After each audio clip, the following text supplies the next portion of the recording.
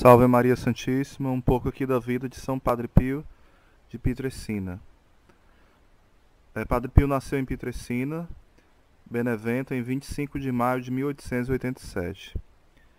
Filho de Orásio Foggione, agricultor, de Giuseppa de Núncio. Era o nome da mãe dele, né? Giuseppa de Núncio, no caso era doméstica. Foi batizado no dia seguinte na igreja de Santa Maria dos Anjos de Pietrelcina, com o nome de Francesco. A vocação religiosa que sentira desde os mais tenros anos foi amadurecendo e aos 16 anos, em 6 de janeiro de 1903, dirigiu-se a Morcone, melhor dizendo, ao convento dos Capuchinhos. Lá no dia 22 do mesmo mês, vestiu o hábito franciscano, recebendo o nome de Frei Pio. Em 18 de julho de 1909, na igrejinha do convento de Morcone, recebeu a ordem do diaconato.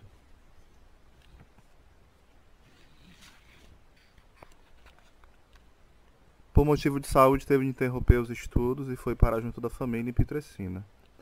Não sendo bem visto essa permanência fora do convento, o provincial padre Benedito de San Marco, em Lames, também seu diretor espiritual, tornou a chamá-lo mais vezes, mandando ora para Morcone, ora para Campobasso.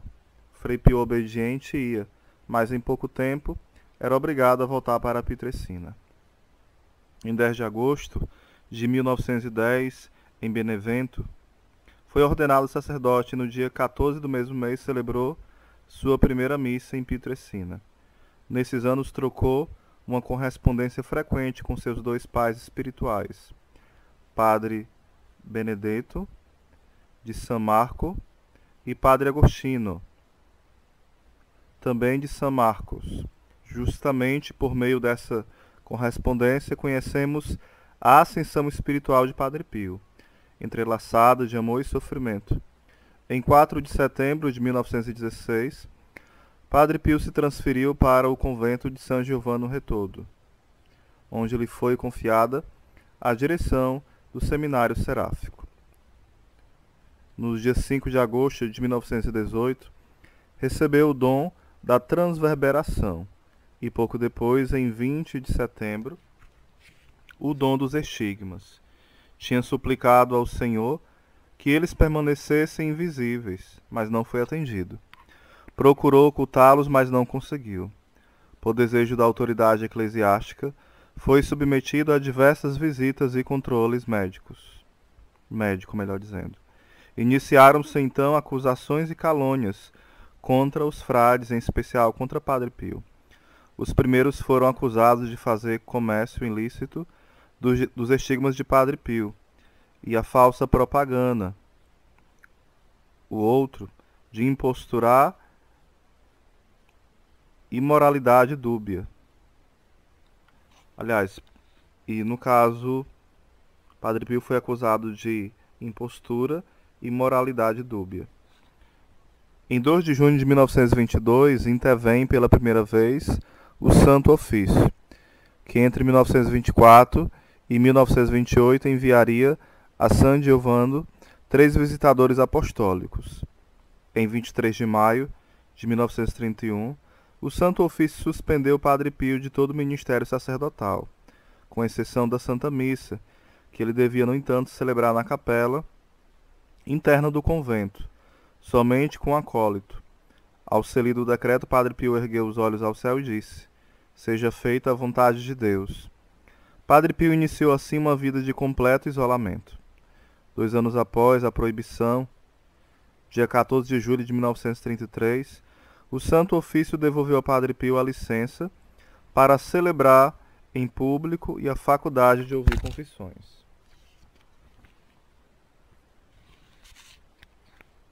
Assim, Padre Pio iniciou um novo ritmo de vida. Dizia cedíssimo a Santa Missa, que geralmente durava cerca de 1h30. Depois de um longo agradecimento, ouvia confissões de homens e mulheres até o meio-dia. À tarde, somente à de alguns homens e passava o resto do tempo meditando e estudando.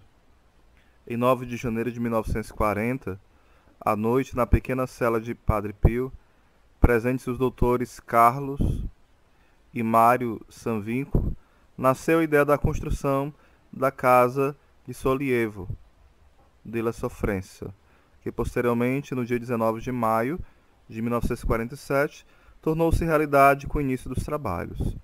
Em 26 de julho de 1954, foram abertos os ambulatórios.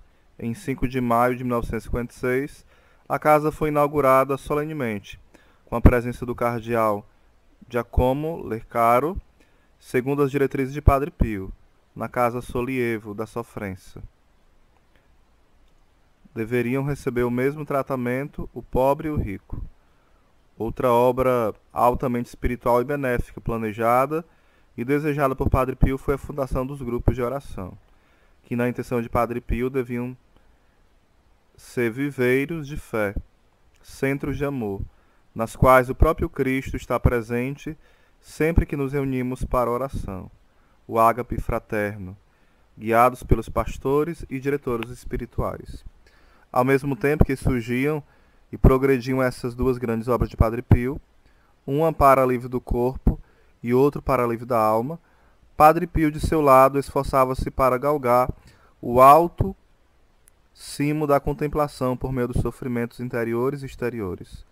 Toda a vida de Padre Pio foi caracterizada por um fenômeno místico, a chamada Noite Escura.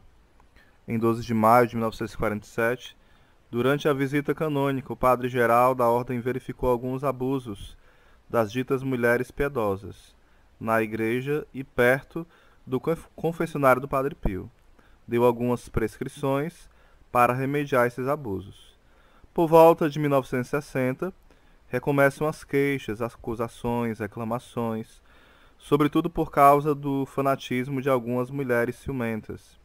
Finalmente, colocaram-se microfones e gravadores na cela de Padre Pio, na salinha de encontro e no parlatório. Assim, em 30 de julho de 1960, chegou a San Giovanni Rotondo um outro visitador apostólico. Logo depois dessa visita canônica, foram determinadas algumas restrições pesadas ao exercício apostólico de Padre Pio, que as aceitou em espírito de humildade e obediência. No dia 30 de janeiro de 1964, o cardeal Taviani comunicou aos superiores da ordem que o Santo Padre Paulo VI desejava que Padre Pio exercesse o seu ministério em plena liberdade. Em 7 de julho de 1968, Padre Pio teve um forte colapso. Desde então, sua saúde foi se agravando sempre. No domingo, 22 de setembro de 1968, celebrou-se solenemente em San Giovanni Rotondo o 50º aniversário dos estigmas de Padre Pio, com a reunião internacional dos grupos de oração. Padre Pio, já extenuado, celebrou a missa solene cantada. Por volta da meia-noite de 22 de setembro, o estado de Padre Pio agravou-se ainda mais. Ele chamou o superior, confessou-se e recebeu o sacramento dos enfermos. Pediu perdão aos confrades pelos aborrecimentos e escândalos que causara. Quis que o vestissem com hábito religioso e o colocassem recostado numa poltrona. Expirava santamente por volta das 2:30 da manhã, no dia 23 de setembro de 1968. Depois da morte, foi verificado o desaparecimento dos estigmas, sem o menor sinal de cicatrização. Ao cair a noite de quinta-feira, 26 de setembro, realizaram-se funerais solenes. Depois ele foi sepultado na cripta da igreja de Santa Maria das Graças, em San Giovanni Rotondo. O túmulo de Padre Pio é alvo de fiéis e peregrinos que chegam ininterruptamente de todas as partes do mundo para rezar e pedir graças.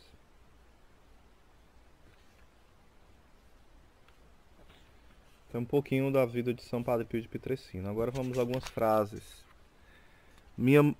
Não frases, né? São pensamentos que ele escreveu para os diretores espirituais. O nome seria Florilégio do Epistolário. Minha maneira habitual de orar é esta. Nem bem inicio a oração, sinto de repente que a alma começa a recolher-se numa paz e numa tranquilidade impossíveis de exprimir com palavras. Os sentidos ficam suspensos, com exceção do ouvido, que algumas vezes não fica suspenso. Geralmente, porém, esse sentido não me causa aborrecimento, e devo confessar que, ainda que se fizesse um enorme rumor à minha volta, nem por isso conseguiriam me incomodar nem um pouquinho. Por aí o Senhor compreenderá que são poucas as vezes em que consigo meditar com o intelecto. A mim parece que o tempo passa rapidamente, e nunca é suficiente para orar. Tenho muito gosto pelas boas leituras, porém leio bem pouco, não só por estar impossibilitado pelas enfermidades, como porque, abrindo o livro, depois de uma breve leitura, fico profundamente recolhido, de modo que a leitura se torna oração. De modo que a leitura se torna oração. Aqui é uma ótima dica de como nós aprendermos a ler uma leitura espiritual, né? De mergulharmos de fato na leitura espiritual. Ainda fala São Pio de Pietrelcina. Não me cansarei de orar a Jesus. É verdade que as minhas orações são antes dignas de castigo que de prêmio, porque desgostei demais a Jesus com meus inumeráveis pecados, mas por fim terá piedade de mim. Veja que fenômeno curioso vem ocorrendo comigo. De certo tempo para cá, e aliás não é pouca a preocupação que me causa, na oração acontece de me esquecer de rezar por quem me pede orações, não por todos, porém, ou por quem eu teria intenção de orar. Esforço-me antes de começar a rezar para recomendar, por exemplo, esta ou aquela pessoa, mas assim que entro em oração, meu Deus faz-me em minha mente um vazio perfeito, e não resta mais nenhum vestígio do que, no entanto, me era tão caro. Outras vezes, ao contrário, estando em oração, sinto-me levado a rezar por quem nunca tive a intenção de rezar, e o que é mais maravilhoso, às vezes por quem jamais conheci, nem vi e nem ouvi, e nem se recomendou as minhas orações, ainda que fosse por meio de outros. E cedo ou tarde o Senhor sempre atende às orações. Assim que começo a orar imediatamente, sinto o coração como que invadido pela chama de um amor intenso. Essa chama nada tem a ver com qualquer chama desse mundo terreno. É uma chama delicada e muito doce, que consome e não causa sofrimento algum. É tão suave e deliciosa, e o espírito experimenta uma tal complacência que se sacia de modo a não deixar de desejá-la. E para mim, ó Deus, coisa extremamente maravilhosa, e que talvez eu nunca chegue a compreender, a não ser na pátria celeste. Esse desejo, longe de impedi-la, vai purificando cada vez mais a saciedade da alma, a felicidade que a alma sente, lá bem no centro. Em vez de ser diminuída pelo desejo, aperfeiçoa-se mais e mais. O mesmo se diga do desejo de gozar sempre dessa vivíssima chama, visto que ele não é extinto pela felicidade, mas permanece pela mesma felicidade, muitíssimo purificado. Por isso o Senhor compreenderá que serão cada vez mais raras as vezes em que eu poderia meditar com o intelecto e utilizar-me da função dos sentidos. Não sei se consegui me fazer entender, não saberia me explicar melhor. A alma, posta pelo Senhor em tal estado, enriquecida por tantos conhecimentos celestiais, deveria ser mais loquaz. Contudo, tornou-se quase muda. Não sei se esse é um fenômeno que ocorre somente comigo. com termos bastante genéricos e a maioria das vezes também vazios de sentido, a alma consegue exprimir alguma partícula do que o esposo da alma vai operando nela. Creia, no entanto, Padre, que tudo isso não é para a alma nem o tormento mais ligeiro. Sucede com a alma, neste caso, o que aconteceria a um pobre pastorzinho, se fosse introduzido num cômodo real, em que houvesse uma confusão de objetos preciosos que ele jamais vira. O pastorzinho, depois de sair do cômodo real, certamente teria diante dos olhos da mente todos aqueles objetos, variados, preciosos e belos, mas com certeza não saberia nem indicar seu número, nem atribuir-lhes os verdadeiros nomes. Ele gostaria de falar com outras pessoas sobre tudo o que viu. Reuniria todas as suas forças intelectuais e científicas para acertar. Mas vendo depois que todos os esforços não conseguiriam fazer com que eu entendesse, preferia calar-se. Isso é o que também costuma acontecer à minha alma, que somente pela bondade divina foi elevada a tal grau de oração. Ai de mim, Padre! Bem percebo, porém, que a analogia não é exata. Todas aquelas coisas extraordinárias, longe de terem cessado, vão aumentando sempre mais. Sinto que os êxtases têm crescido em força e costumam vir com tal ímpeto que todos os esforços para impedi-los, na verdade, não valem nada. O Senhor pôs a alma extremamente separada das coisas deste mundo terreno, e percebo que a vai fortalecendo cada vez mais na santa liberdade de espírito. As manifestações e aparições sobrenaturais dizem respeito a Deus, às suas perfeições, a seus atributos.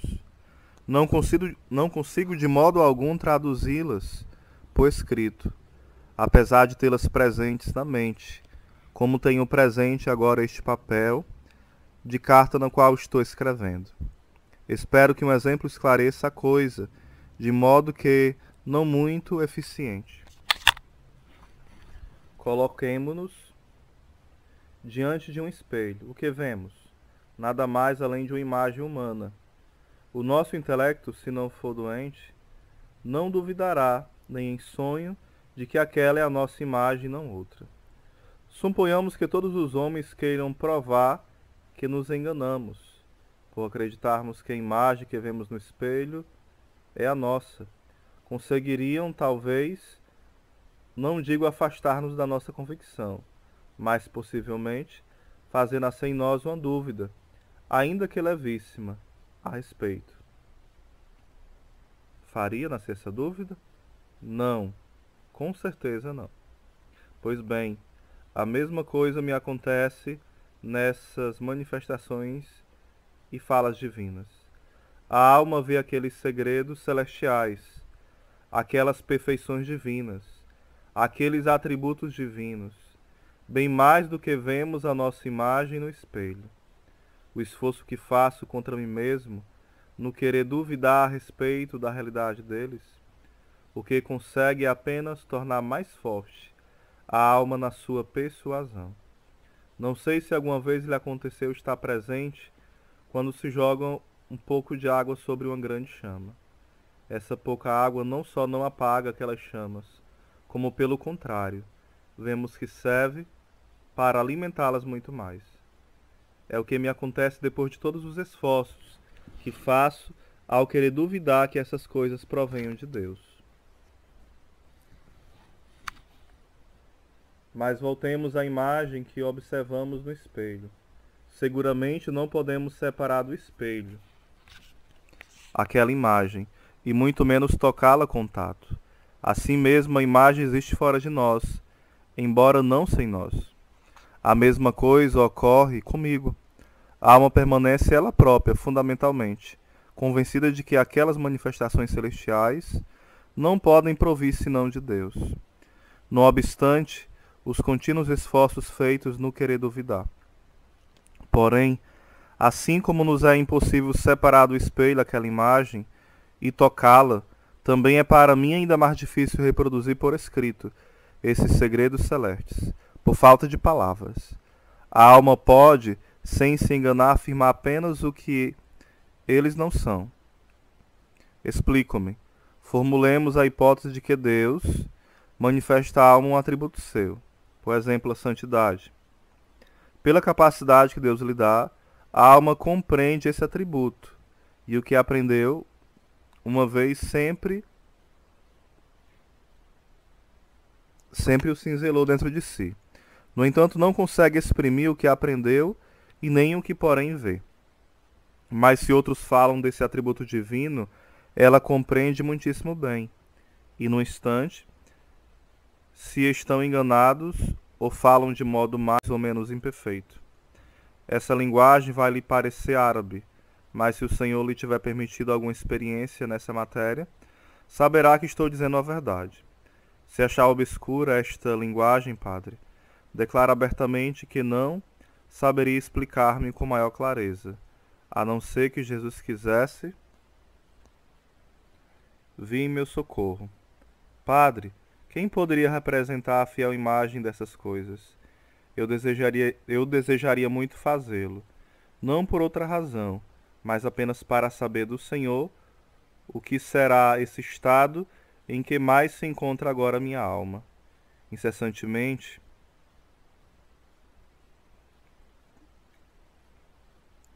em que se encontra a minha alma incessantemente. É a frase, né? Paciência. Bendito seja Deus. Bendito seja aquele Deus, o único que sabe operar grandes coisas. Que é o Padre Pio escrevendo ao seu diretor espiritual, né? São Pio de Pietrelcina escrevendo ao seu diretor espiritual. São Padre Pio, rogai por nós. Essa é a parte 1, falando um pouco da vida de São Pio de Pietrelcina.